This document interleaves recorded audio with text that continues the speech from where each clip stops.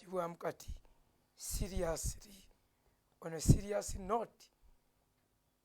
Kakati tubadde tuyiiya nnyo kulaba tuli mu kubatuusaako enjiri. Twesiimye nammwe olw'okutwagala ennyo, twesiimye nammwe olw'okutuwagira, kale twesiimye olw'obutatukoowa. Akati mikwano gyange, osobola okwaniriza omuntu yenna akulinaanye. Ku YouTube tetusobodde, tugenda baweereza oluvannyuma.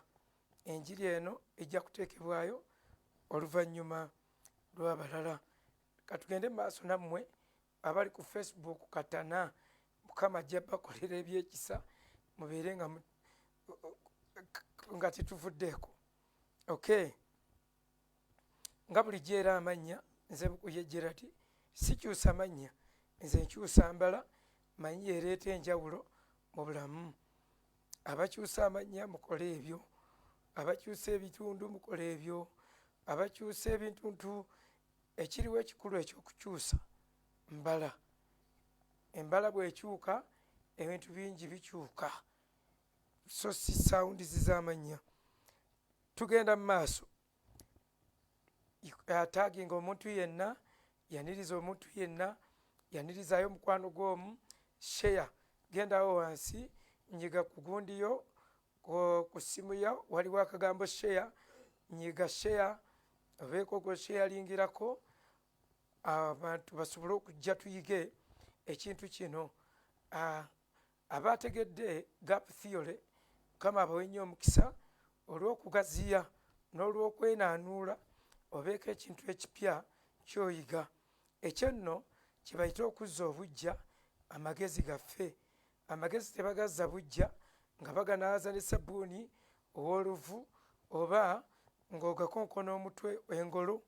Amagezi ogazza obuggya, ogawa new ideas ne gazikebera. Kati nno discernment gwe kubanga bakuwa ekintu n'okidetectinga, n'okirowooza, n'omwoyo gwe ne guyiga. So si kusosolera, naye gw'owunyako n'omanya kino kirungi, kino kibi. Gap theory is a theory. Etasaana na kuntuuma linnya lyonna, etasaana na jinkazaako. Si nze nagizuula, naye yagizuula. Nze am just a proponent.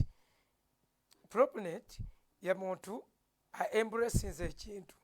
Nze nagyembracinga kubanga yokka yesobola okuddamu ebibuuzo biri ebizibu ennyo, ebibuuzo ebikakali. Ekyokulabirako, bamalayika abaagwa gy'emizimu, bwe giba gy'emizimu, lwaki Yuda agamba bamalayika baabasiba ku njegere abaagwa? Bwe baba basiba ku njegere, then kati emizimu gino gye baalekawo gye gigwa mu kibiina kya disabled demons oba? Kakati ebyo byonna bibuuzo.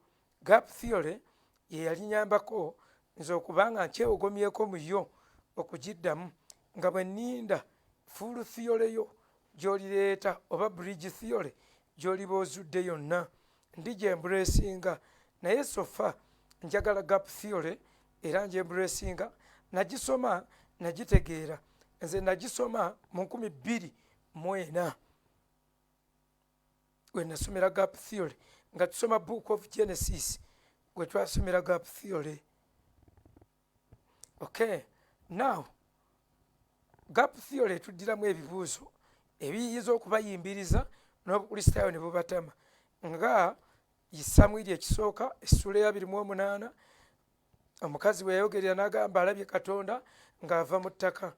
Ekyo ekibuuzo kiba kinene nnyo eri ekkanisa n'eri buli muwolereza yenna awolereza Bayibuli.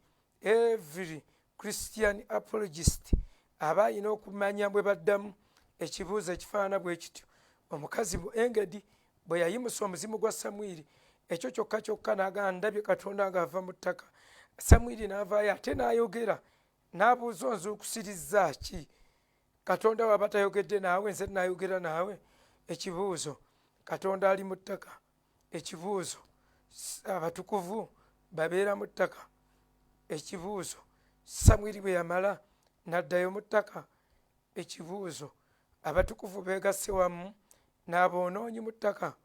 ekibuuzo Samwiri lwaki yavaayo ng'amasamasa omukazi akulira emizimu ku luno n'agwa eri ng'ate yayimusanga nnyo emizimu naye ku mulundi guno gwokka omuzimu gwa Samwiri bwe yaguyimusa n'agwa eri. Ekibuuzo giri gyonna bw'aba yagiyimusanga nga tagwa Samwiri agibeeramu atya mu kumasamasa okwo okw'obutukuvu ate ye nga tagudde eri. Ekibuuzo Luka 16 layini okuva ku ya 19 omugagga yayimusiza amaaso ge mu magombe n'alengerayo ne Laazaalo nga ye tali mu magombe naye nga lukonko lwe lubaawula, amagombe gali waggulu gali wansi gali liddawa. Ebyo byonna bibuuzo nga gap theory yokka yesobola okubitinda. Bamalayika baali bayingiddeko mu mubiri gw'omuntu mu byafaayo oba batukuvu oba si batukuvu oba babakolera bweru wa mubiri. Ebyo byonna bibuuzo. Oyo gap theory. Emizimu omugagga agamba tosobola kuva mu geyeena nodda ku nsi. Gino egigamba ti muzimu gwa nnyoko oba ogwa kitaawo oba ogwa ssengaawo jjajjaawo ne gujja nga gukutambulirako gukulondoola ti era gwa kika kyammwe ti yali kitaawo eyafa mwenna aba deliverance nga bwe mugamba kaakati ate gwo gwakomawo gutya ng'omugagga baamugaana okudda n'asaba n'okusaba n'agamba nnyinayo baganda bange bali 5 gino gyo gyakomawo gitya era bwe gyakomawo nga tegyanyumya bifeeri kubanga omugagga yali asaba kudda alabule baganda be 5 baleme kugenda mu kifo kyalimu eky'obulumi. Gino givaayo ng'ate baafa boonoonyi givaayo gitya ate mu kifo eky'obulumi ne kijja ne kibeera naffe mu mayumba, amayumba gaffe yegeyeena ate givaayo gitya ne kijja ne kibeera mu mibiri gyaffe, emibiri gyaffe yegeyeena. Ddala giba gibonerezebwa. Emizimu kyeki? Kuba Bayibuli egamba bamalayika abaagwa yabasiba ku njegere mu Yuda 1:6 era bakyabonaabona bali mu kubonerezebwa. Mikwano gyange gap theory aba proponents era n'abalala abajembula esinze okwo kwe tufa ne tugamba tuginyweze mpaka akati nno ne wabaka akatabo wiiki ewedde nga bwe nagudde naye byonna birungi era naawe nkwebaza. Awatali opposition toyinza kumanya tiwe true government. Awatali bwe olabanga nga towakanyizibwa ng'otambula mu lugendo luno olw'obulokozi weekangengamu oyinza okuba wagwa mu ambushi ng'obanga mukutte direction emu ne sitaani gy'akutte. Kakati gap theory etuyambako erina ebintu byetuddiramu n'etulaga nti waliwo ensi eyaliwo ebbanga eddene. Ensi eyo eyaliwo ebbanga eryaliwo ng'eno tennatondebwa Adamu gy'agenda okutandikirako reesi empya waliwoko abantu abaaliwo. Ebyo nno omuntu eyatamwa okuyiga n'okumanya ayagala okusigala mu bunyogovu bwe bumu kubanga mmwe mulabe otuzima tuno tetulowooza nti twe tutuufu tumaze otumalayo abantu batumazeeyo twotuzima naye tewali nkyukakyuka yonna mutoba kyekimu. Mugezeeko neggano mulabe mugagezeeko gwe bw'ogagezezzaako bwe wakimanya mukuye wafuuka ki? Nnyina kye nafuuka ekyenjawulo ennyo ebibakema tebikyankema ebibamalamu omwoyo tebikyamalamu mwoyo. Mmanyi okubeerawo nga nnyina n'okubeerawo nga sirina sikyalina kintu kintwala mwoyo okuva ku sekisi okutuuka ku bintu ebikozesebwa whether it is a car ne bweba nnyonyi teri muntu ayinza kunkoraptinga mbe nga njogera kyesaagala kwogera. So kyekinfuula ow'enjawulo era kyenva mbagamba nti ndi wanjawulo. Tewali keebe gavumenti tesobola ne bujja n'obutitimbe bw'ensimbi buli wemba ng'osobola okungula ssente zonna njogere by'oyagala mba ndiko price tag ate buli wembaako price tag mba nfuuse article naye nga Bayibuli egamba etya tetwagulibwa na bintu ebiggwawo naye twagulibwa na muwendo na musaayi gwa mwana gwa ndiga. N'olwekyo gap theory ennungi nnyo mugirowoozeeko tomala geekyanga ng'omanyi bitono ate weefuula amanyi ebintu ebingi. Ffe tuyiwawo omubiri ne tukkiriza nti tetumanyi. Toliyiga mpaka ng'okkiriza nti tomanyi. tosobola genda kwota paka nga kukkiriza nti empewo ekuyiseemu. Enjala eba tekuluma tolya, naye ffe tuli bayonta, tuyayaana, tukunukkiriza okumanya amazima. Bwe mulimanya amazima, amazima gagenda kubafuula ab'eddembe. Toyina ddembe, otuzima oyina tutono. Okay, just okubayisizaamu akatono olwa wiikendi nti ebadde nnene n'ebintu bingi by'oyiseemu. Tubagamba waaliwo ensi eyaliwo olubereberye ng'amataba tegannajja. Proof eraga nti Adamu nga tannabaawo, chapter 1 verse 1 ekitugambisa nti waliwo gap wakati wa chapter 1 verse 1 ne verse 2. Waliwo gap nnene eriwo wakati awo ku nsi eyaddako eya Adamu. Lwaki? Bayibuli egamba mu lubereberye Katonda yakola eggulu n'ensi. Olubereberye bw'onoosoma Bayibuli ezisinga, bw'onooba okkiriza okusoma footnote, abakkiriza mu statutory interpretation, tusoma obuntu bungi. Musoma bu footnotes, musoma gye bajuliza, musoma obuntuntu bungi nnyo. Mwegendereza okuva kagambo and bukoma bwonna. Kakati bwe bagamba mu lubereberye Katonda yakola eggulu n'ensi, balifaalinga ku lubereberye olutali luno olubereberye lwa Adamu. Tebalifaalinga ku Genesis.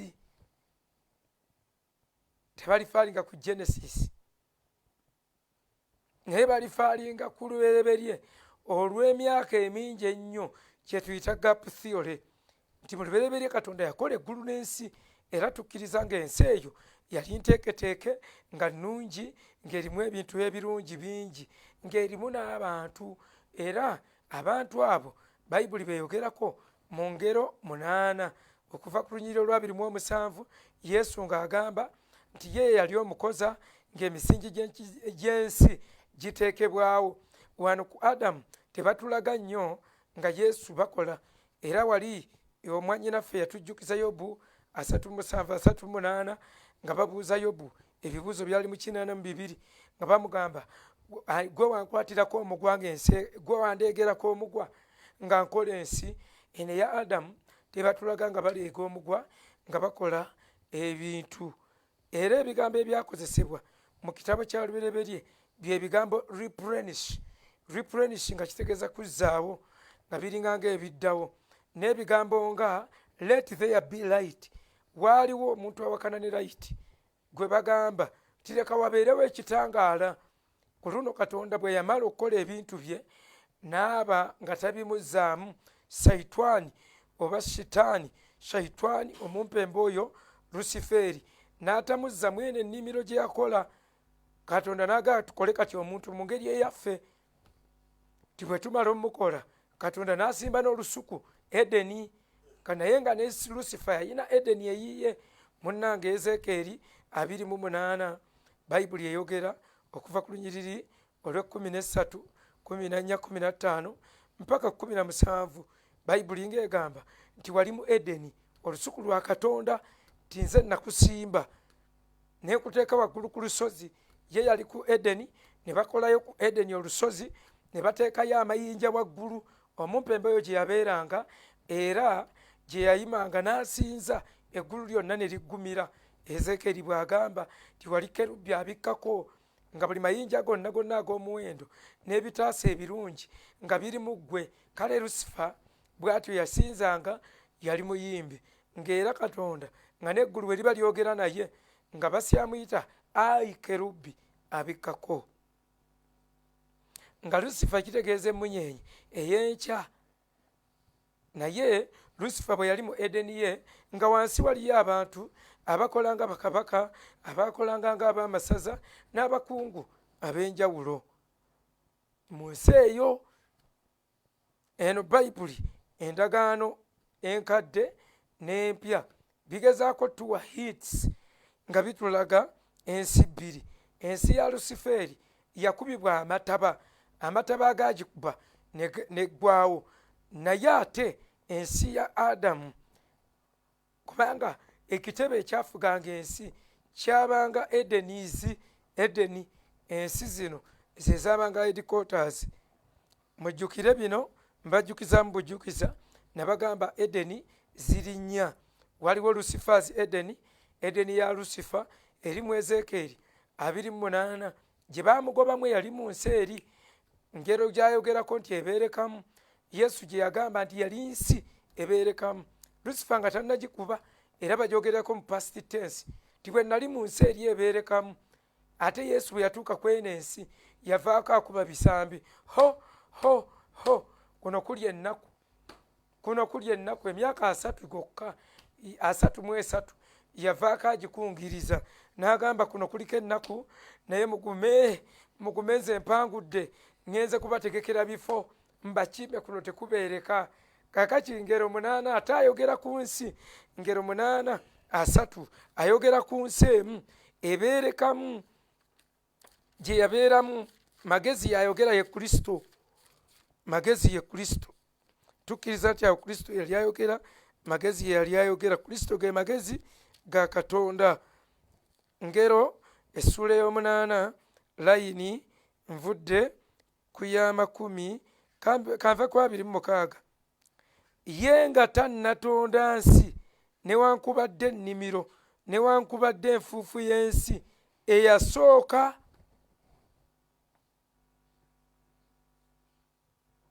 Bana ebyo sinze mbyogera. Yengero 2 mu ngero 8 olwa 26 bakwawulira ensi zino. Ensi eyasooka balifaalinga ku nsi, ensi the first world eyasooka nga tannabikola nti era bwe yanyweza eggulu nze naliyo, ne bwe yakulunga amaaso g'obuziba nze naliyo, bwe yanyweza eggulu waggulu ensulo n'ennyanja bwe zaafuuka ez'amaanyi nze naliyo, bwe yawa ennyanja ensalo yaayo amazzi galemenga okusobya ekiragiro kye ye yaliyo. Yesu yagamba bwe yalamba emisingi gy'ensi ye yaliyo ng'agenda alamba ensi bw'agenda okugikola. Yesu yagamba yaliyo. Olwasatu kale nze nga ndi awo gy'ali ng'omukoza era bulijjo yansanyukiranga nga njaguliza bulijjo mu maaso ge nga nsanyukira ensi ye ebeerekamu n'essanyu lyange lyalinga n'abaana b'abantu. Kale nno baana bange mumpulirenga. Kaakati agambye mweri ensi ng'agamba etali eno, mweri ensi eyasooka. Kati ako kamaakinge ensi eyasooka eriwo eyasooka. Kyolina kikkiriza lwampaka bw'otatubuulira kino mwe mujja waliwo eyavunwa n'agamba nti eya Adamu paati A ate Adamu paati A etya. Adamu bwe yayonoona ensi baagikuba, ensi ya Adamu yasigalirawo. Mpozi ng'ogituumye nti ya Yona manya Nuwa. Adamu ne bwe yayonoona baamugoba bugobi mu lusuku. Naye agambye ku eri ensi eyasooka. So basebo ne bannyabo ffe okusinziira ku bwensi z'ensomesa tukkiriza nti ensi eri yalimu abantu. Isaaya 14 agamba mukusudde wansi no n'Ezekieri yennyini akyogera ngenda kukusuula wansi bakabaka bakusekerere. Ezekieri 14 agamba bagenda kuduulira bagaye naawe ofuuse nga ffe kubanga ye yabeeranga eri waggulu ng'abeera eri ku Taleke waggulu eri nga waliyo n'amayinja nga naye go ga muliro ayita omumpembe wakati mu muliro nga ge gusooka okuyitamu n'asooka agenda okusinza nga gulinga nga check-up yekka yayita mu muliro. Lwaki? Ekyamufuula ow'enjawulo Katonda yali yamuteekamu omuliro wakati. Era mu Ezekieri amugamba ngenda kuggyamu omuliro. Bw'akuggyamu omuliro n'oddamu okuyita mu guli gukwokya. Era bwe yaddamu okuguyitamu yafuuka vvu bw'atyo.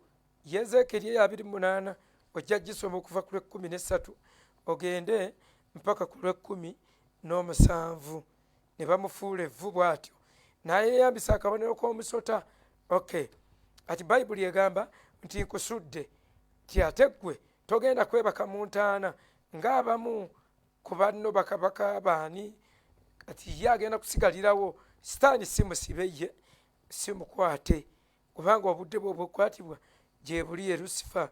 Naye baali tebamuggyeko ate buyinza, ebisumuluzo byonna n'obuyinza nga busigazizza, nga baamuwa okufuga emisifiri eno okuva wansi w'ebire. Era ekimugobya yagamba ndirinnya n'ensinga emunyenye za Katonda zonna. Mujjukire naye yali munyenye, yali munyenye. Okugambye bwe twamuyimbanga ne mu ssabo yali munyenye, bannange yali munyenye, yeekutte waggulu mu lubaale yali munyenye, yali munyenye nga tumuyimbako mu past tense nga yaliko munyenye. Era ekigambo Lusifa kitegeeza bright morning star, ng'era ne Kristo bwali emunyenye ey'enkya, ng'era bw'olaba Malukiyeri, nga bw'olaba Mikayiri, abo bonna zaali munyenye. Kati Lusifa naye yeeteekamu ekirowoozo, yakyamya amagezi ge olw'okumusaakiriza kw'abantu, n'awanyisa omutima gwe n'agamba agenda kulinnya asinga emunyenye za Katonda zonna. Naye Katonda n'amugamba tolirinnya, tolisukkawo, ogenda kugwa wansi, nkusudde okuva ku lusozi, era ogenda kukkira ddala wansi ne mu magombe. Ne bagamba n'abo bonna bonna abaakugondera tye abo bo ate tebali bwako we bagenda kubeera. Kaakati abo be baagamba nti tebali bwako we bagenda kubeera, eri mu lunyiriri mu Isaaya essula 14 layini okuva eya 28 babaga nti tebalina we bagenda bo kubeera.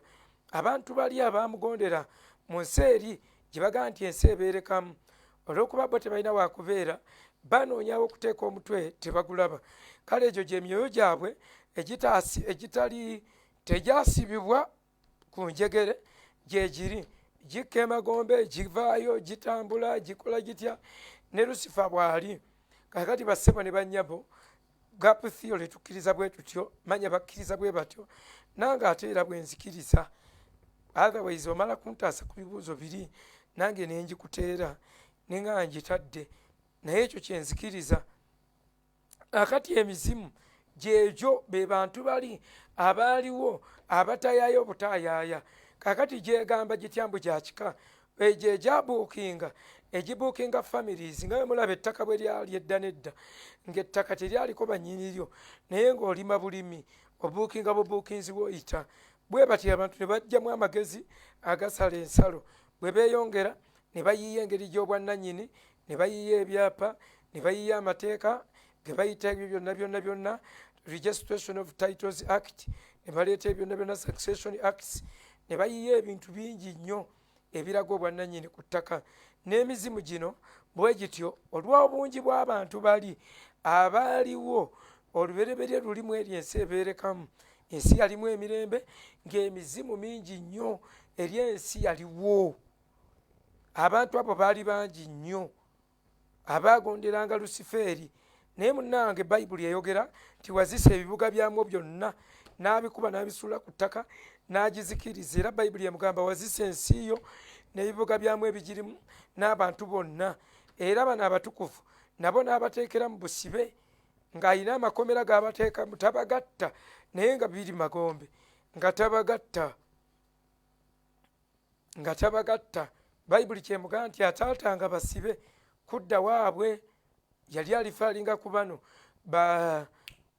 Basamwiri baani, naye ng'olw'okuba tabata ate bano abasamira emizimu abantu be mwene ensi ya Adamu gye yamuggyako, kubanga yawamba obuyinza Adamu bwe yamuwa. Adamu mujjukire baali bamuwa ebintu ebikulu ebirungi 7 ebigenda omufuula ow'enjawulo, ne babimubbako. Bwe bamala obimubbako ng'alobedde ku byokulya, kaakati awo weewaaba kalumanywera. Ebisumuluzo Sitaani n'abikozesa, n'akozesa buli kintu kyonna, obuyinza n'abweddiza, bikugambye n'akola buli kye yayagala. Mwana w'omuntu n'atandika okukaabanga, okufa ne kuyingira, ng'abafa nga bafiiridde mu maanyi ga kizikiza ku sayidi ye baba babe. Era ne Musa yali atemye nga bamukulugusa, bamutwala sayidi eri. Mikayiri yamulwanirira kusinziira mu kitabo kya Yuda, ndowooza Yuda emu awo nga 14. Bayibuli egamba nti era ne Mikayiri teyeŋŋanga kuvuma Lusifa, naye yamugamba nti Mukama akunenye, nga bakayanira omulambo gwa Musa baali bagukayanira guddawa nga abatukuvu balina kudda eno ng'omumpembe amutwala eri amugagweyina ebibi kakati ng'alina mutwala ku sayidi eya Edeni endala. Ebyo nno ebya Edeni twabimaliriza ku Friday ne tugamba waliwo Edeni ya Adamu yeeno eri mu lubereberye 2:8 mpaka ku lubereberye 3:2 Katonda n'asimba olusuku mu Edeni. Ne wabaawo ne Edeni nga Gethusemen where Satan was defeated and the cross zino gardens in the scripture mbadde njaga kuwa Edens. Waliwo eya Lucifer, waliwo eya Adam, waliwo ne Edeni eri mu Bakolisi ekyokubiri 12 emu mpaka ku yokuna.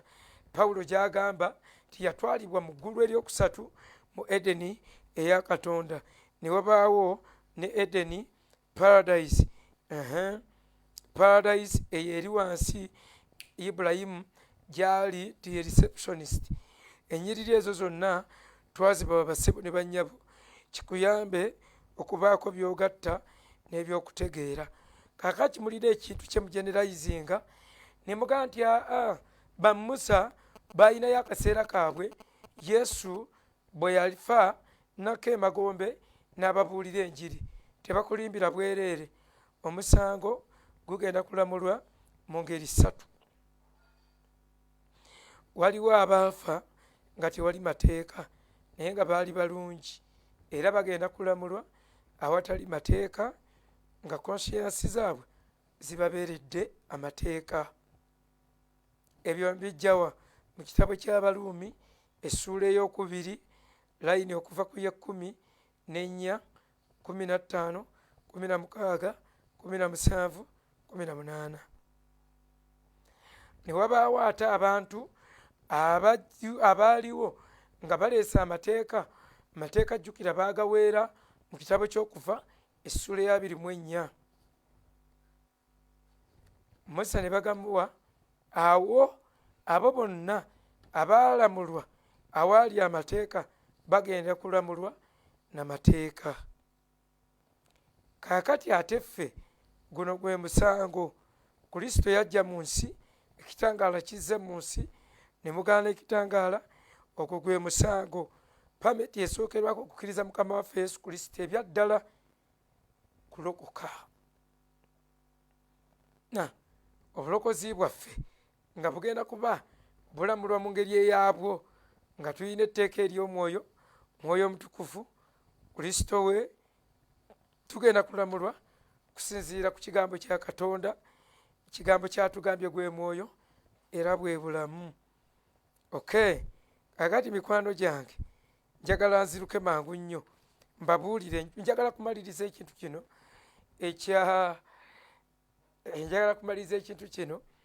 ekya amataba kyenjagala okumaliriza nakyo. Wali mbadde mbakimako bukimi, twayogera ebintu bingi nnyo ne tubagamba emizimu giri egyali mu bantu gye gibeera mu bantu. Malayika tabeera mu bantu, ngamba tayingira mutima mu muntu, tabeera mu muntu. Malayika kaabe wa kizikiza, ekkanisa teyinza musobola. Omulanga eggulu lye gwakuba zisanze ensi n'abagituulamu mulyo lyomwesse gye bali, kyekireeta Kristo.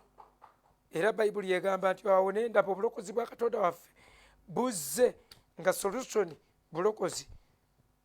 N'abetenta omutwe yajjako bamalayika n'abasiba. Sitaani n'asigala ng'alina kumobilizinga mizimu giri egyali mu nsi eri eyakubibwa n'amataba.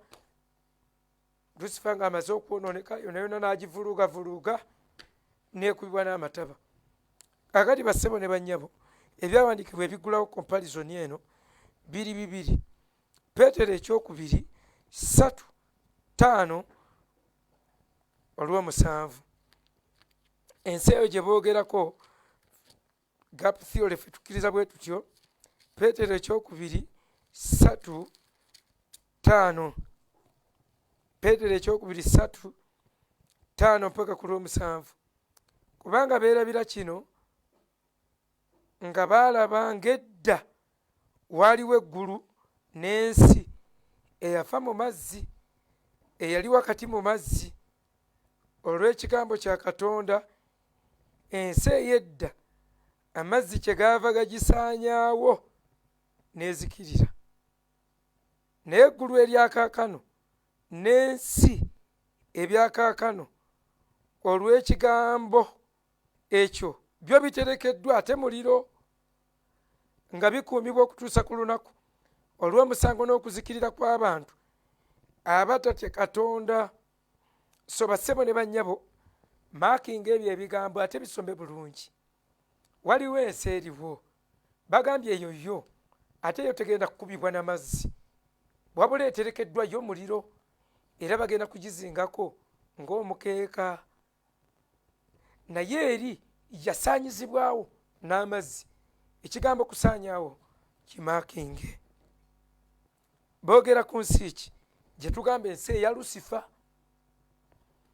Akati ate Peetero ekyokubiri 2:4, ekyokubiri essuula ey'okubiri layini ey'okuna, Bayibuli egambye bw'eti, era bangi ekyokubiri 2:4, kuba obanga Katonda teyasonyiwa bamalayika bwe baayonoona, naye n'abasuula mu lukonko n'abawaayo eri obunnya obw'ekizikiza okubakuumira omusango. Ako nako kagatte ku Yuda 1:6, mwabaga nti emizimu be bamalayika, era n'atasonyiwa ensi ey'edda, naye n'awonya Nuuwa omubuulizi ow'obutuukirivu ne banne 7 bokka, bwe yaleeta amataba ku nsi ey'abatatya Katonda, era bwe yasirisa ebibuga Sodoma ne Ggomola n'abisalira omusango ng'abizikiriza, ng'abifuula ekyokulabirako. Awo ngenza ate wala. Kakati ensi eno gye boogerako bakubuulira nti tebaagyonoona, naye batta bantu, ne wabaawo n'abawonye. Eri baagimalawo temuli yawona.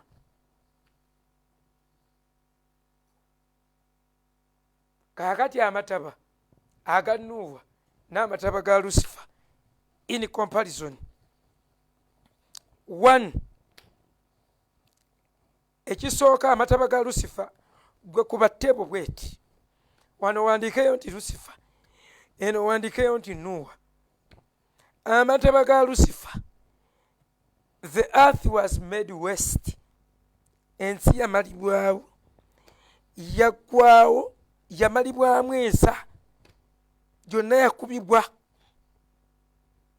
Ekyo tukijjawa lubereberye essuula esooka layini ey'okubiri, baagikuba ne luzinga form. Layini ey'okubiri lubereberye agamba nti the earth was without form. Kale olwanatunuulira ensi nga yonna eruzinze form. Yeremiya 4:23, Yeremiya 4:23. Kati nno mmwe abamanyira enjiri ey'ogenda kulonda ekyapa nga kiri mannyago, bino mujja kugoberera luvannyuma. Mulinde nga tutandiseeko wali ku ndagaano zammwe, ate mwagalako ya mizimu yokka. 4 lubereberye 4:23, nalaba ensi. No, ndi mu Yeremiya 4:23.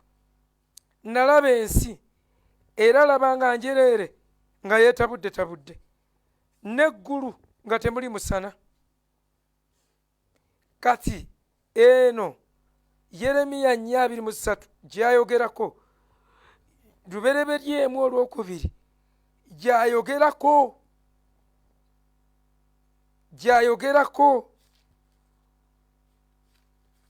Simanyi oba mukitegeera ekigambo ekyo bassebo ne bannyabo.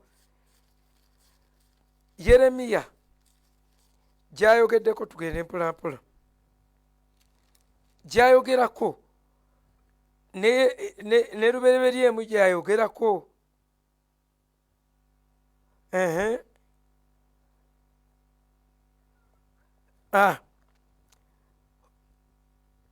okay mbadde nkukeberera wano weyajuliza mu Isaaya 5 olunyiriro lwa 30 okay akati mbadde nzikatiriza nti the earth was made west ku mataba ga Lucifer ate aga Nuuwa si bwe kyali the earth was not made west ojja kusoma lubereberye 8:11 mpaka 12 lubereberye 8:11 mpaka 12 agambye bw'ati ejjiba ne likomawo olw'eggulo Nuuwa mwali laba mu kamwa kaalyo ne mubaamu akalagala akabisi ak'omuzeyituuni Nuuwa n'alyoka amanya ng'amazzi gaweebuuse okuva ku nsi ku luno vegetation tebagyonoona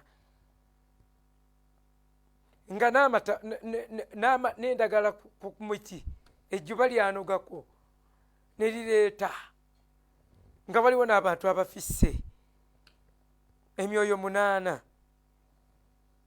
So the earth was not made west n'olunyiriro lwa 22 lubereberye 8 lugambye ensinga ekyaliwo okusiga n'okukungula empewo n'ebbugumu era n'ekyeya n'ettoggo n'emisana n'ekiro tebiggwengawo eno yo yaliwo era okusiga kwatandikirawo ebintu nga bitambula bukwakku nga tewali buzibu bwonna ensi yasigalawo. It was not made west. Enjawulo ey'okubiri amataba ga Lucifer the earth was made empty. The earth was made empty. Era ojja kukozesa ebyawandiikibwa bye bimu lubereberye essuula esooka layini ey'okubiri ne Yeremiya 4:23 mu mataba ga Nuuwa it was made totally empty. Ate mu mataba ga Nuuwa aga Lucifer the earth was made empty. Aga Lucifer ensi eyaliwo olubereberye ate gano amataba ga Nuuwa it was not made empty. Mbijjawa lubereberye 6:17 mpaka 22 ne lubereberye 8 olunyiriri lwa 16 it was not made empty. Mwalimu ebyasigalamu ebisolo byafikawo buli kintu kyonna kyafikawo bagenda bafissa ku buli kintu nga bafissa sample 2 bagenda bafissa. Okay then enjawulo ey'okusatu the earth was made totally dark. Ensi neefuuka kizikiza era mu ekyo ekyawandiikibwa kye kimu lubereberye 2 ne Yeremiya 4:3 eraga yafuuka nzikiza mu Lucifers mu mataba ga Lucifer. The earth was made totally dark. Ate mu ga Nuuwa amataba tuli ku mataba not made totally dark. Bw'onoosoma lubereberye 8:6 mpaka 22 ojja kulaba ng'ensi etangadde bulungi amataba nga gaakya buki ejjuba liraba misana obudde nga bwa misana tebaagikuba kugifuula ddaaka wali Katonda yakuba amataba amazzi gokka ge gajja. So amataba gano gaawukana. Ekyokuna no light from heaven. Wali tewaali kitangaala ekyali kiva mu ggulu mu nsi eri eya Lucifer. Manya mu mataba ga Lucifer ate amataba ndi ku difference eddako. Light yava mu ggulu yavanga ekitangaala bayibuli egamba omusana ne gwaka ku nsi. Kugambye bw'onoosoma lubereberye 8 essula ey'omunaana ddayo osome musana ne gwaka ku nsi era tewaliwo nayagamba let there be light. Naye wali yali total darkness mu mataba gali aga Lusifa, ensi eri yagikubisa mataba. Kyembadde ngezaako kugamba aga Nuuwa manya aga Lusifa temwalimu na nnaku no days. Essula esooka olunyiriro olwokubiri paka ku lwokutaano. Ate Nuuwa bamugamba manya yalaga nti days ziba zigenda mu maaso, zagenda mu maaso nga zibala. Era bayibuli ekubuulira ennaku ze baamala ebiro 40, simanyi n'ennaku mmeka ng'amataba gatonnya. Ojja kusomamu eyo essula ey'omunaana, kitegeeza days za kontinuwinga kalenda ng'etambula. Lwaki tuleeta ate kino? Kubanga mwe mugamba nti ensi eri baagikuba bukubi, mbumanya eno eyaffe baagikuba neggwaawo, kati gye bageraageranya mbwe eri ebeerekamu. Bwe kuleetera amataba gano ag'emirundi ebiri, no days ate wano waliwo days. Ekyomukaaga, all vegetation was destroyed. Mweri amataba ga Lusifa, all vegetation was destroyed. Mugali aga Lusifa tewaaliwo wadde ekimera kyonna, mugali ensi ya Lusifa. Era Katonda n'abanga akola ekigambo replenish, mbwe enkuba n'esookeddamu ate netonnya ku nsi, ebintu ne bimera. Banaye mukifunemu enjawulo. Bw'onoolaba lubereberye 1:2 mpaka 12, ebintu byonna byaddamu buto.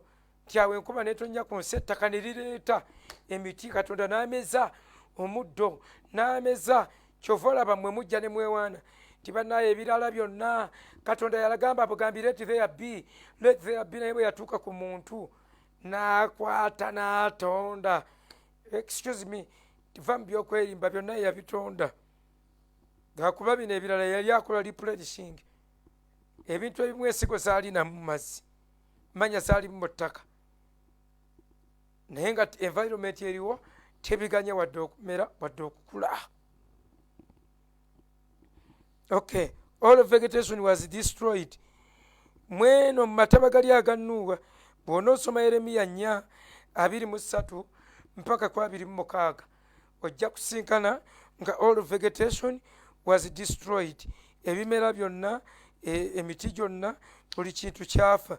Naye ate mugana aga Nuuwa, ejjuba kasita lyaleeta akakoola k'emiti, ekyo kyokka kitulaga nti vegetation was not destroyed. Era ebyaddako byonna babagamba na bugambi nti byonna byakulya, mulya emiti gyonna, mulye buli kintu kyonna kibaweereddwa kyakulya. Mu kitabo kya lubereberye essula ey'omunaana nga babagambye balye, towulira nti ate ne baddamu, Katonda n'addamu n'ameza ebipya ku mataba ga Nuuwa. Okay, kitegeeza twagala kwawula Yeremiya ono tumubajjeko. Namba 7, no continual abating of waters of earth. Amazzi tegaali kakubanga gawebuka oba gakuwebuka nga gagenda gakka okuva ku nsi. Kati ate wano mu 8:14 gaali galina ogenda gakka busi ng'ettaka liganywa. Ye 8 mpaka 14. Kakati mu mataba ga Lusifa, waters were taken off in one day. Go gaabula omulundi gumu nga amaze ogikuba n'amataba. But waters mugana aga Nuuwa, amazzi gagenda gaweebuuka mpola gradually. Enjawulo endala, akayawulo akalala koba weetegereza, supernatural work of taking waters off. Mugali aga Nuuwa aga Lusifa waliwo gaakala omulundi gumu nga bamaze okubisa amataba, ensi nebeera nkalu. Ensi nebeera nga nkalu. Kyayise supernatural taking off waters. Ekyo jja kisoma lubereberye 6 mpaka 12. By the way enjawulo zonna ziri awo, just kutekinga butekinzi kubeera analytical ng'otunulira ebintu. Naye waliwo natural work of taking waters of the earth nga galina kukampola naturally nga galina kutwala ekiseera. Era mujjukira basooka ne batuma ekinyonyi kye bayita kinnamuŋŋoona ne kyetoloola kyagira nekigaa nze ndabanga ebyateredde dda tekyadda paka bwe yatumayo ejjuba ne lidda emirundi 3. Ebyo nno bya makulu nnyo ku basomi be tusoma nabo kanfata buli Lwakuna. Okay. Enjawulo endala, God rebuked the waters. Katonda yaganenya amazzi yagalibukinga. Kyova olaba ndi mu Lucifer mweri ensi, God rebuked the waters. Lubereberyemu 6 mpaka 12. Ne Zabbuli 14 olunyiriri olw'omusanvu ye yagalibukinga n'agagamba obutaddamu kusukka ku nsalo zagateereddewo.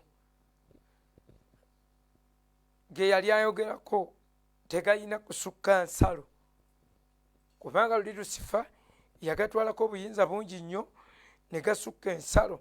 Ku mulundi guno n'agazimiriza n'agagamba obutaddamu kusukka nsalo. Zabbuli 14 layini ey'omusanvu. Ku ga Nuuwa, it did not rebuke the waters, teyagalibukinga buli byukinzi. Obo bonna nno obuyawulo butuleetera okwanalizinga ensonga mu ngeri esingako eya bulijjo. Kale eyenjawulo tusigatte ezimu zagatta eno waters ascended, mazzi ne ganguyibwa ne gavaawo mweyo Zabbuli 14 olw'omusanvu. Ate wali waters receded gradually, gagenda gakendeera bukendeezi. Ekyo ndowooza kibadde tufuna bufunyi emphasis yakyo. Katonda n'atulindika ensalo zikuuma amazzi kuva olwo ku mulundi guno yaziteerawo mu mataba ga Lucifer. Mu mataba gali yateekawo ensalo zikuume. Tugeraageranya mataba, nzija ate ne mbangajjukira nga bageraageranya ensi. Tuli mugeraageranya mataba. Okay. All right. Kati ate wano bounds were already set. Go gano bagasetingira busetingizi naye wali tulaba go gano bagatonderanga ennyanja bagikoleddemu amazzi gaayo n'ebintu bwe bityo. Naye wali agagamba temusukka wali agamba magambe. 13 enjawulo ey'13. All of fish mu mataba ga Lucifer, all of fish were destroyed because sun withheld from the earth. Ebyennyanja byazikirira, teryayinza kiwakanya. Lubereberye 1 olunyiriri olw'okubiri ne lubereberye 1 olunyiriri olw'abiri mpaka 23. Ebyennyanja yatonda bitonde ge mataba ga Nuuwa, manya ga Lucifer. Ate mu ga Nuuwa tetumulaba ngazzeemu okutonda ebyennyanja. Ebintu byasigalawo byo byawuga buwuzi ne biddamu ne bikola. Byawuga buwuzi, tetulaba ngazzeemu okutonda ebyennyanja. Okay. No animals were left. Mugali amataba ga Lucifer gakuba, tewali nsolo yasigala. Ate mu ga Nuuwa ensolo mukkiriza mukimanyi mukisoma nga zasigalawo. Mugali aga Lucifer tewali muntu yasigalawo n'ogu, tewali n'omu yasigalawo. Ate wano mugono abantu basigalawo abasajja 4 n'abakazi 4 nga be balina okuvaamu ensi eddako. Namba 4 mukimanyi etegeeza universality. Ekirala, no social system was left. Tewaliwo bwabuwangwa, byabuwangwa byonna byasigalawo. Era ekyo nakibasomedde mu Peetero 2:3-6 ne Yeremiya 4:23 mpaka ku 26. ate wali social system yasigalawo, ebintu byasigalawo. Tetunava mu lubereberye 8 22. Enjawulo ziri awo, ebyawandiikibwa ebyo tebijja kubatabula kubanga byonna biri mu kifo kimu. Akaddako gali amataba ga Lucifer, no ark was made. Tebalina bwe bakolera lyatu kuba tewaaliwo n'omu nga wakuseevinga. Mpozi ekifo kyokka ekyabaali abatukuvu abaali bakola obulungi bo nga baakaayakana, era bwe batyo kyabaleetera okwawulwa nabali bonna. Naye nga wadde baawuddwa, eyabalinako obuyinza era yabanga Lucifer, nga yatabata, nga tebateereddwa, nga bali mu busibe obutoogerekeka, era nga abasamize be babaliko olukusa.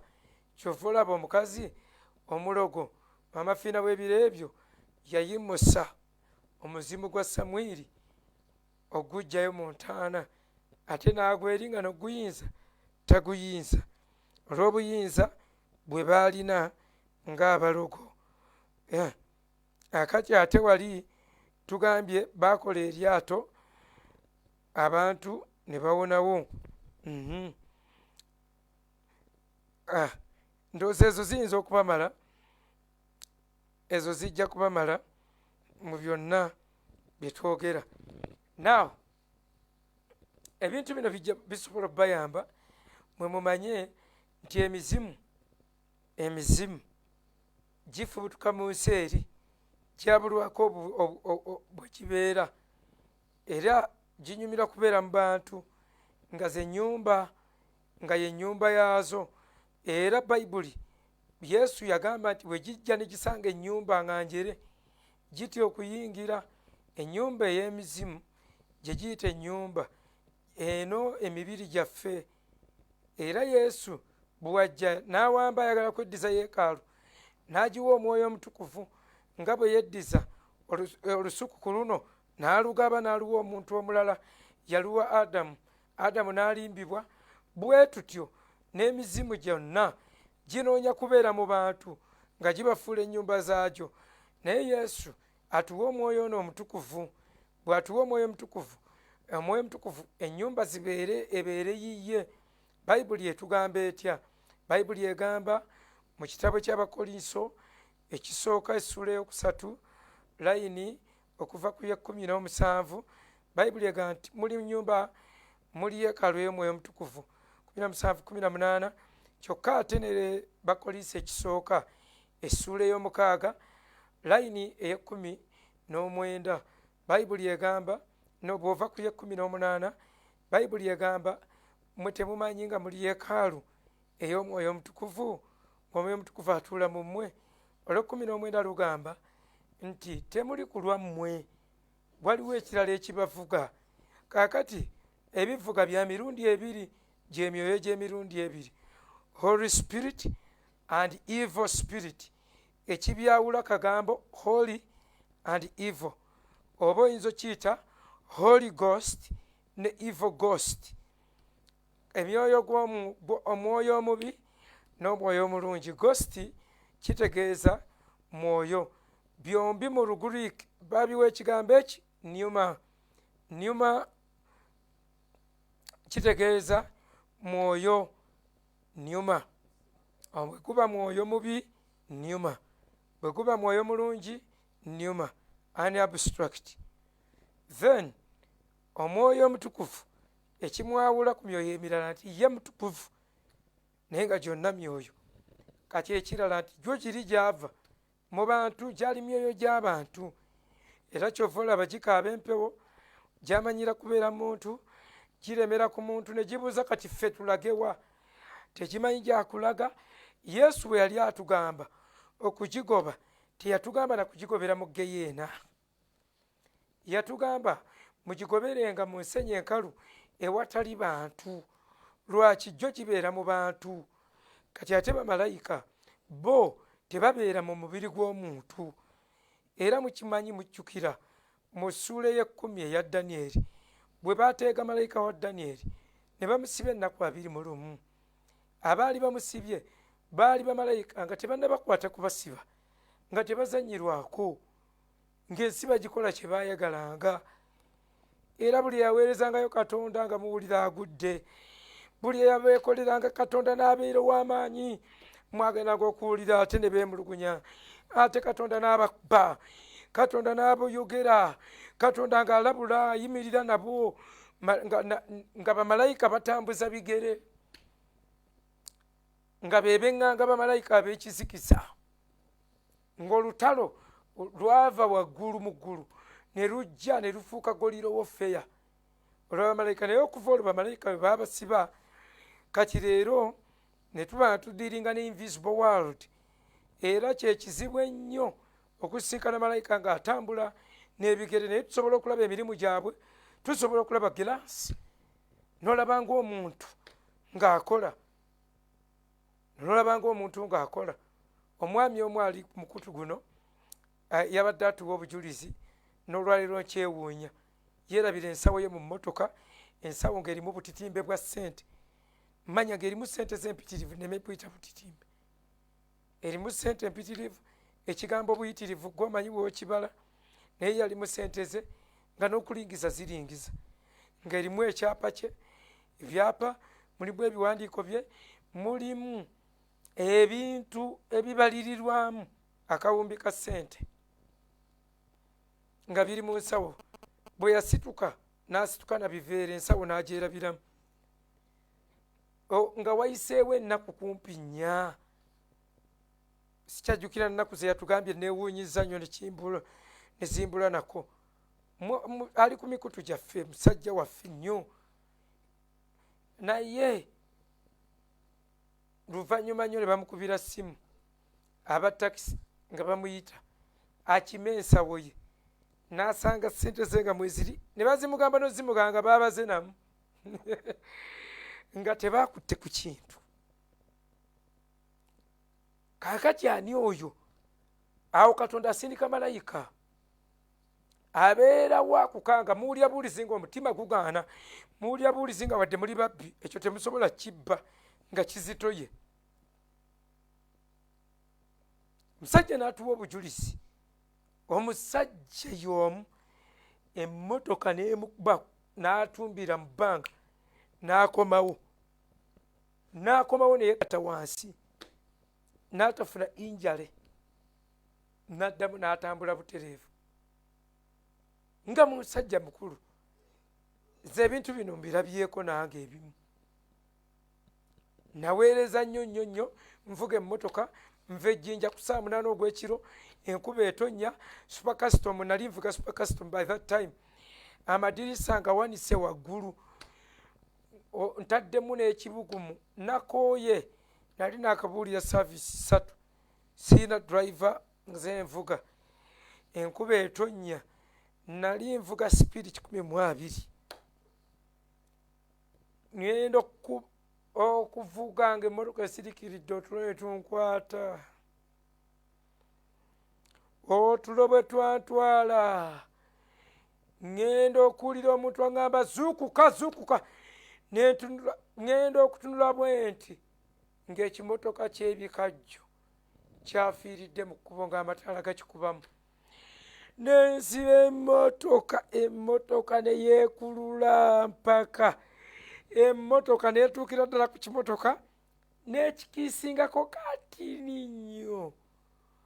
Okumanya natya nenva namu, Mabira ng'atiisa ekiro, navaamu nga mu mmotoka mwonna ndaba okufa kunneetoolodde, mpulira neewuunya oba nfudde oba nga Katonda ali mu kuteekateeka ngeri gye bantwalamu, oba nga nze gwe baatumye yaluddewo. Natunula mu lukubakuba olwo nga sinnadda mu mmotoka, nesooka nsabamukko, neneebaza Katonda nga sitidde na kiyinza kuva mu kibira wadde ababbi, ate ne mmala neezira mu mmotoka bannange, ne mmanya nti Katonda yabaddewo, ne mmanya nti ono malayika. Obwo bwonna buweereza bw'abamalayika, tebayingira naye akuzuukusa, wulirira ddala muntu, from outside externally. Lwaki Omwoyo Mutukuvu takutukana muntu, tawakana na muntu, olina kubeera sensible. Akuzuukusa n'ozuukukamu, bw'oddawo ayinza okuddamu n'akuyamba bw'ogira ng'abita. Ye kyamuwandiikwako tali wakana na mwoyo gwa muntu. Olulala nga nali mu Dubai. Nali e Dubai, simanyi bwe bakyusa nnyonyi, saafuna briefing nvudde wano, nzenna nali simanyi, ndi Kataala keereere, nalinnya ennyonyi nababulira sitole eyo, ntudde kale bwere bwe ndaba sigwanidde, baleeta ebyokulya nze ebigaana, omusulo ogunnumidde mu nnyonyi, ntya okuleeta imbalansi mu nnyonyi, ebirowoozo nga bingamba omusajja yapimye ennyonyi ye. Nze ngende yapimye weight, ampimidde eno ate ntambule mbu ngenda ku tooyi, nteeke weight esinga obunene eri. Konza accident bw'eneba yakujja tejja kuva ku nze. Sobola kuttisa bantu benkanidde wano. Bane nabonaabona. Ba air hostess bandeetera ebyokulya. Would you like something to eat? No. No. Manyi kimu nti baseera abo obumere bwabwe.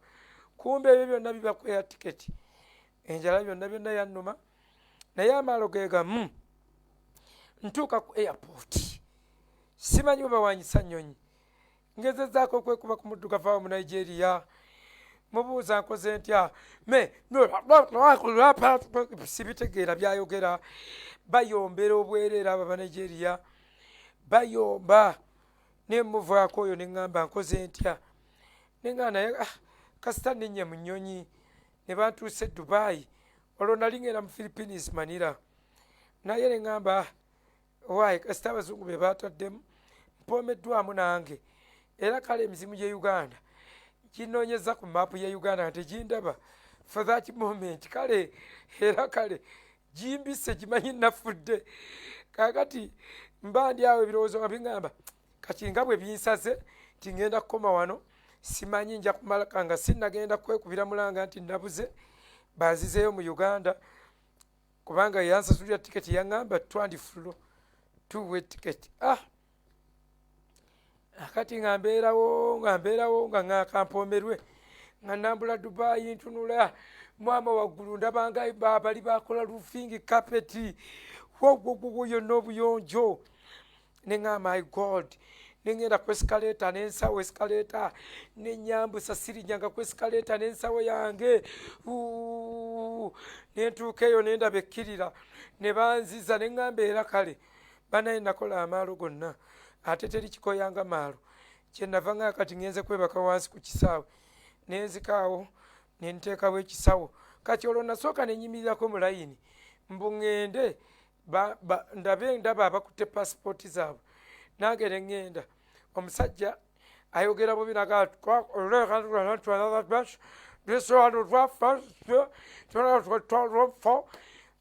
nga ne sibitegeera. Ne nga okay. Ne mpita mu buyisi ne nkomawo eno n'ekisaawe kyange ne neezizika ekisaawe kyange ne mbulizaako.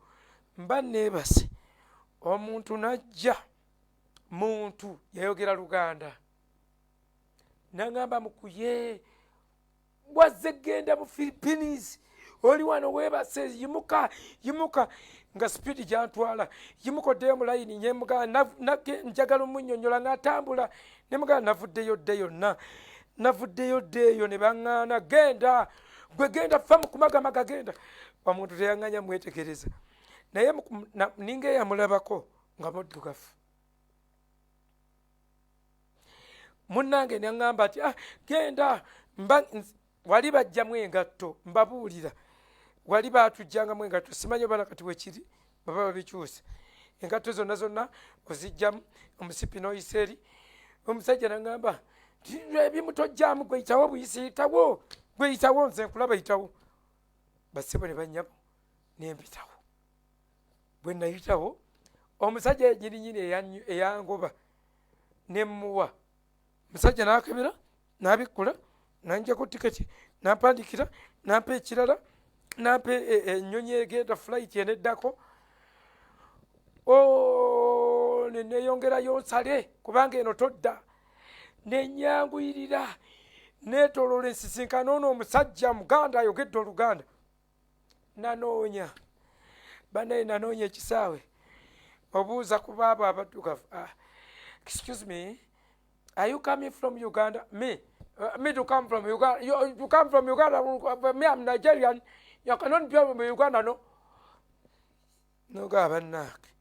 Bano bwangu bwabwe oba bwakula butya akati nembuuzayo kabaddugavu nga sirabako noonyayo ogedde nange olugambo byeruganda kale nno munnange nembivaako neŋŋamba kakati binnemye okuinterpretinga ennyonyi ntegedde wejjira magamaga nnyonyi ezijja ŋŋamba kati naamanya ntya omulyango gwe boogedde kuliko ennyonyi buli kintu kyonna kyonna wabaawo in fact n'emiryango nze nga sibirabako namba sibiraba ebirowoozo ne biŋŋaba bajja kuyita nga bwe bayita mu paaka Kampala Bakuli paaka jagala busiikiri mpale yeetoba jagala busiikiri mpale nga ndowooza be bajja okukola waapi tewali yayita otulo ne tuddamu ne neebaka bannange nazuukuka bannange nga wabulayo eddakiika 15 baggala oluggi omuntu y'omu najja nampita mu ngeri eribyukinga weebaka ki olwotuuse gy'olaga yimuka ogenda manira ate weebase wazze weebaka yimuka bakulanga ekisaawe kyonna bakulanga omusajja nanyimusa omusajja nantwalaganya ngenda nsanganya mulaba angamba tambula mba njagala okukyuka tambula nantwalira ddala ku mulyango gwennyini kaakati kyeneewuunya nakati e Dubai ennyonyi bwejja efiitinga bweti ku mulyango kapeti eno eva eno oyinza n'obutamanya nti ate oyingidde ennyonyi ng'oyingira buyingizi bannange nga ŋŋenda nga bakebera tiketi nga baga yono mu luzungu is the one where have you been nga balanze dda akalediyo k'oku kisaawe maama nemmala nkyuke nga bamaze okunjira okundaga bandaze bwe ŋŋenda okutuula nenjagala nkyuke manya nga nnyingira bwe nti mu nnyonyi eyo nenjagala nkyuke ndabe ku musajja oyo nga siraba tegwali muddugavu yenna ali awo bannange ne ŋŋamba could it be an angel munnange oyo bw'abanga si malayika yali ggwe bw'abanga teyali ggwe yali malayika eyayogera olulimi lw'empulira yali liyo mission katonda gy'ategese nze ogenda okusoma yali liyo mission era nze okuva ne Uganda nabaganda nali ndoota ebirooto nga tukubirwa ku lusozi ate twabanga balokola effekka nga tuli ku lusozi mu muwembe omungi naye twakubirwa ku lusozi nze ne mbagamba omanyi nze ŋŋenze kusoma tugenda kukubibwa mpaka ddi bwe nabagambira we nafunira omuntu eyantwala nga muzungu kyokka era okutuuka eri era ne mmulaba musajja gwe nalaba mu kirooto naye ku lusozi kwe yantwala lwabanga lwaba blacksmith ng'omusajja wa kirevu muwanvu muzungu ngenda okutuuka eri nga ye Norman Holmes proper gwe nalabanga mu birooto. So ladies and gentlemen, nze manyidde ddala bwe mba nsomesa ebintu bino tisiriimu nkenyera yonna ngisomesa in God's will wadde we nakomawo saabisomesesaawo naye God's timing is the best time. God's time is the best. So mikwano gyange enkya bino gap theory sigenda kugiddamu okujjako alibaako nayo n'ekibuuzo obanga osanze ekikontano ekirala ndigiddamu naye nga sigenda kugiddamu.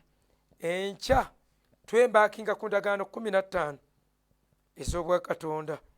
Endagaano 15 wali twali twogeddeko emu naye ne tugamba tugyewo gap theory ejja kubuzaabuza wano mu kkubo mu kutubuuza ebibuuzo ebingi. Kakati enkya tugenda kuddamu twembaakinge ku ndagaano godly covenants oba divine covenants oba covenants of hope endagaano ez'obwa Katonda enkya bataagingeko naddala abasumba babeereko ku mukutu saagala kintu kitubuzaabuza kyonna saagala mubalipootingire bulipootingizi ti ate yagambye bw'ati era yayongedde n'agamba bw'ati njagala beebeerereko balabe ebintu bino babiriri paganat to their minds nga bituula mu bwongo bwabwe oba tebituulamu. Otherwise, God bless you so much. Twebaza Katonda olwammwe mwenna abamaliridde okutufunira akafo etteeka offices zaffe, otteeka Bible School, wetugenda okuterekanga ebyuma byaffe, okuvaawo okulumba ebitundu, wetugenda okuvanga okulumba ebibuga. Just a home. Waliwo abantu abalina akajanja baakatandise dda, naye ffe tetufaayo. Tokkiriza obunnabbi bwonna, tokkiriza ekintuntu kyonna, tokkiriza omwoyo gwonna ogukugamba, kubanga abamu mwatandise dda nti Mukama abagambye nti agenda kunkuba olw'okukola ekkanisa. Tebakulimbira bwereere. Omwoyo Mutukuvu nga yayonoonesa atya n'atamanya definition ya word church. Omwoyo Mutukuvu nga yayonoonesa atya n'atamanya nti ekkanisa si bizimbe. Nga ye Omwoyo Mutukuvu yasigalira atya emabega n'atamanya nti online church is a church. Nga we nayogedde ku kuno ekyoggula wano we tuli nti engeri gye batundawo tugule tuteekawo offices. The church I'm leading is a big church, mega church. Kuno si kwewaana. I have many followers. Mwabali ku mikutu mmwe mwemanyiiko mwekka. Naye nnyinako abantu abatali ku mikutu nga tebasobola data. Thousands and thousands. Enjawulo gye nnyina nze sigamba abantu nti nkuteekako ku mukutu gwange, siina gaswala. Nze njagala aguzuula yagugendako. Asaba yagamba nti nsaba kunteeka ku mukutu gye egya WhatsApp. Naye bangi nnyo bennyina wano. Olwaleero naakwogera n'abantu 40 naye nga bonna mbakebedde nga tebali ku mikutu gya WhatsApp. Naye siyinza wadde obbasaba nti nsaba bateeka ku mukutu gwange siswala. Sisobola bayoola bayiwayo. Lwaki? It is illegal. It is against people's will. Buno bulokozi bwa will. Era bwe mba nakuteeka ku mukutu nga nakuteekayo buteesi nga siggo ngambye. Era nammwe ba administrators toteekanga omuntu yenna ku mukutu nga si yakusabye.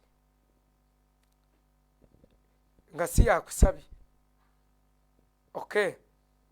So when it comes to church, ndi mukuddamu kwabo abaweereza obunnabbi muli bwa mirundi 2.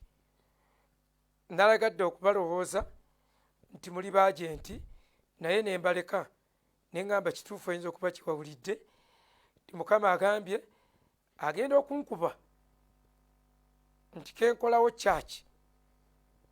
Abasumba mutiira bwereere nga nagambye kola church ebyokugamba obugambi out of God's will. Njikoleera ate era nebeerawo. Lwaki? Churches abaziina muzirina nga muzimanaginga bumanaginzi. They are not led by the Holy Spirit. I can manage it like a school. Naye nze ekyo si kyenjagala. We are making a home.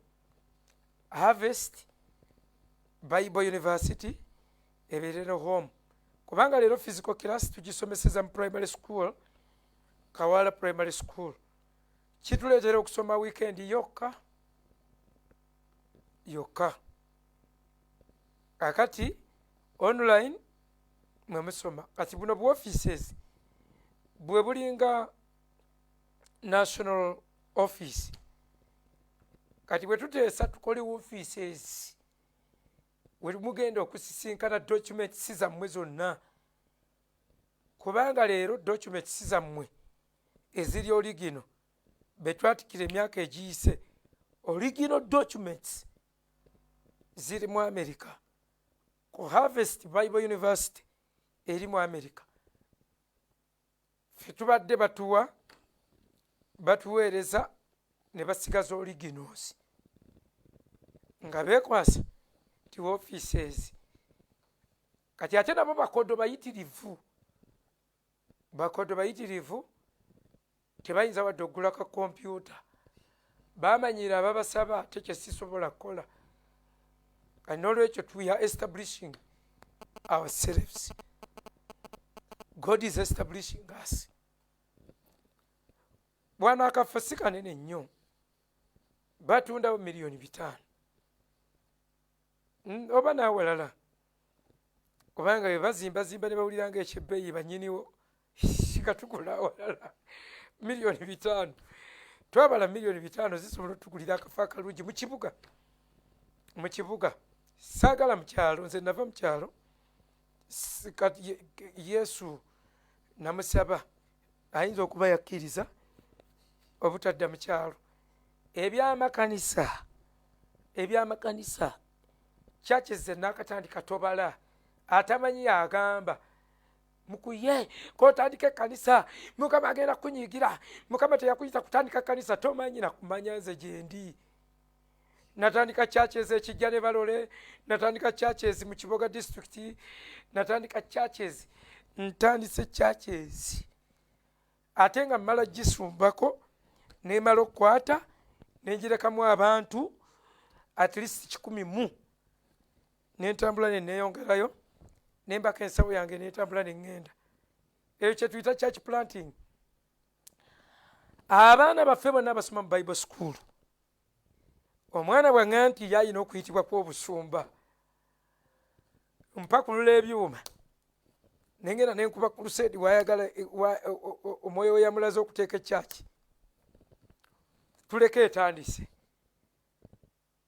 kakati omwoyo aba yakutumye mugambe nga bulijjo ate atandika amakanisa kati ng'omwoyo ate atidde atya so abasumba baleme bakozesa I know they fear balina insecurity naye baleme kubakozesa kubanga abantu abapiwano bangi abakulembedde amakanisa ne bagasobola abantu abatalina kuyitibwa bangi abalina amakyaki nga bagukumira ku psychology kakati ebyo si bye nayagala era si bye ndiko nnyo naye nkulayirira nti omwana singa anajja nga yaliko kirabo kya kusumba ne bw'anaagamba mu kitundu omuli overseer ow'ekitundu kya Born Again nja kumusimbiramu ekkanisa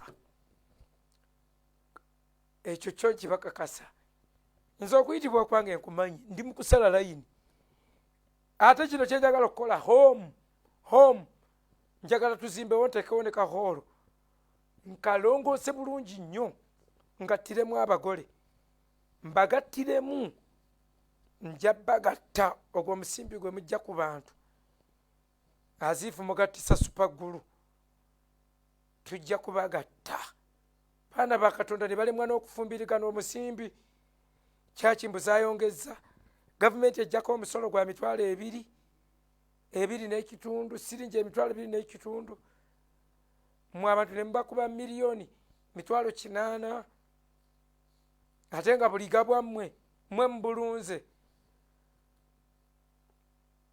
aba bukuze lwaki temubuwa gundi eyo wakiri ku lw'ebirala ate buwaayo bubawo ekimu eky'ekkumi wakiri ku lwa transport w'abagasi ku lwa kiki wakiri ne bwe gyandibadde $15,000 wakiri nti kale waliwo abaana abakuba ebyuma waliwo abagira nga beetagayo gwa allowance obutonotono so ebyo byonna bigenda tukozesa home.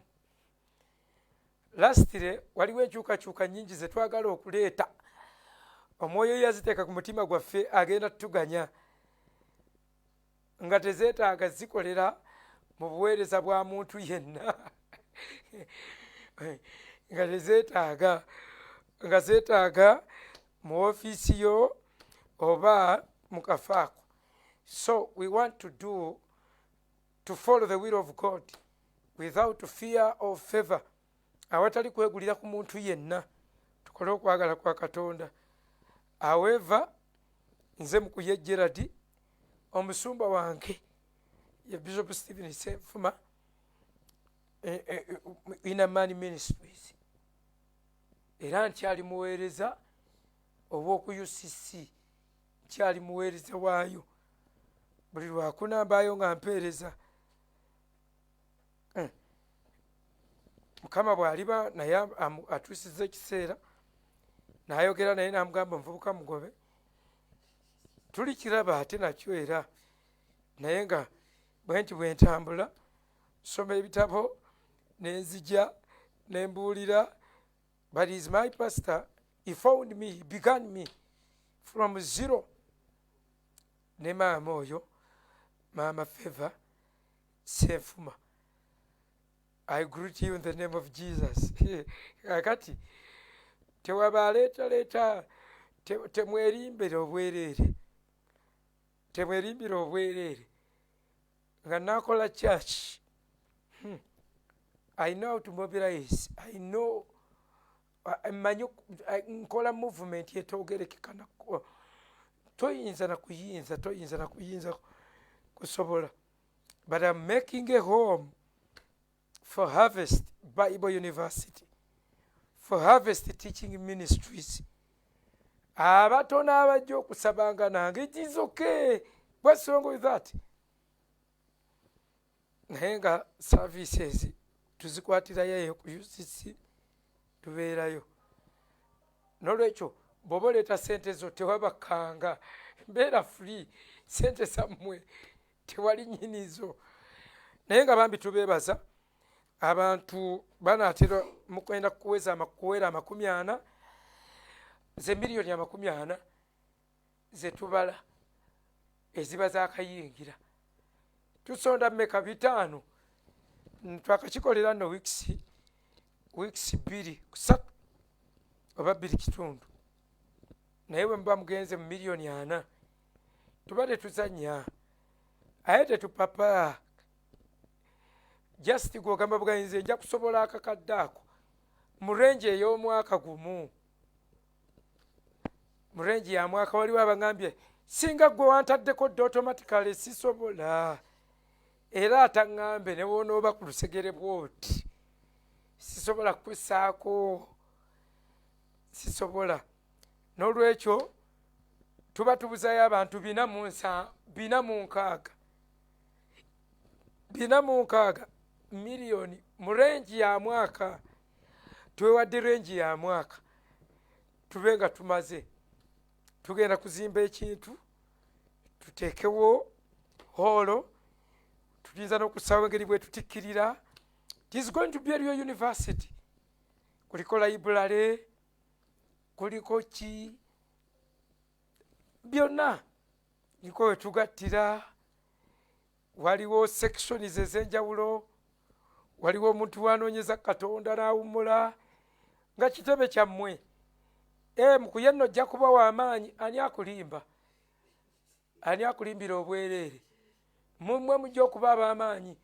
Ffe kino ekyaffe kye twakoze baloya bali mu kubaga kiwandiiko. You are going to be a stakeholder. Omuntu yenna talitundawo madamu naye agenda kuba stakeholder nga ggwe kubanga yeeyamye naye akakadde. Obwana bwange tebulinaako busika kuno, bwo bujja kusikira eri ssomero n'ebintu ebirala ye ate tebukoleza abwo nze nasikira bisikire. N'olwekyo bassebo ne bannyabo tebakulimba kubanga ezo enkola zenziza okulwana nazo.